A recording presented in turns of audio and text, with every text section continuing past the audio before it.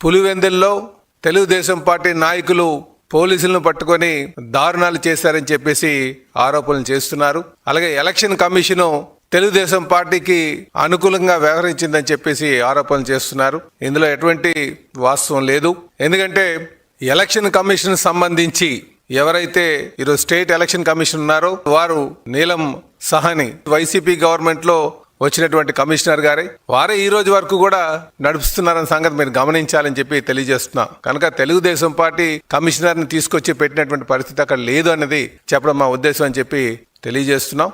MP Avinash Reddy గారు మాట్లాడుతూ Telugu Desam party ఏజెంట్లుగా మేము అవకాశం కల్పించాం, కానీ ఈరోజు మా ఏజెంట్లకు ఎవరు కూడా కూర్చునేటువంటి అవకాశం కూడా లేదని చెప్పేసి లేనిపోయినటువంటి ఆరోపణలు చేస్తున్నారు. మేము ఒకటే తెలియజేస్తున్నాం, మీరు ప్రజలకు చెప్పాల్సింది గత 30 ఏళ్లుగా మీరు ఏ రోజైనా సరే ప్రజాస్వామ్యబద్ధంగా ఎలక్షన్ నిర్వహించారా? ఏ రోజు కూడా అన్ని కూడా ఏకగ్రీవంగా చేసుకున్నటువంటి సందర్భం మీరు గమనించాలని చెప్పి తెలియజేస్తున్నా. కానీ ఈరోజు ఏకగ్రీవంగా అలాంటి పరిస్థితి లేకుండా ప్రజాస్వామ్యం మళ్ళీ ప్రాణం పోసుకునే విధంగా తెలుగుదేశం పార్టీ అక్కడ మరి ఎలక్షన్ నిర్వహించడం జరిగిందని చెప్పేసి ఈ సందర్భంగా తెలియజేస్తున్నాం. తెలుగుదేశం పార్టీ అంటేనే ప్రజాస్వామ్య విలువలకి ఎప్పుడు కూడా మద్దతు ఇస్తూ ముందుకెళ్లేటువంటి పార్టీ.